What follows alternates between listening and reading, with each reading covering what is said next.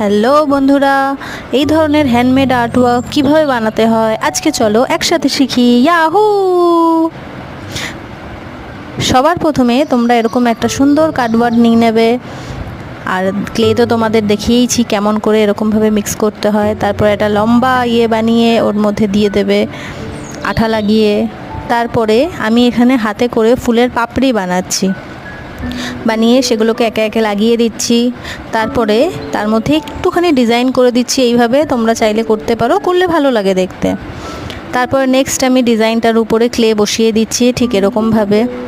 তারপরে আমি এরকম রং করছি। এই রংটা যদি আমি প্রথমবার করছি, এটা একটা বলতে পারো স্কাইয়ের মিক্স কালার, সূর্য ওঠার যে প্রথম কালারটা হয় সেরকম তোমরা তোমাদের মতন করতে পারো। তারপরে এখানে আমি একটা প্রথমে ভেবেছিলাম কৃষ্ণ ঠাকুর বানাবো, তারপরে কেমন একটা জানি হয়ে গেছিলো, জানি না কেমন লাগছে দেখতে কৃষ্ণ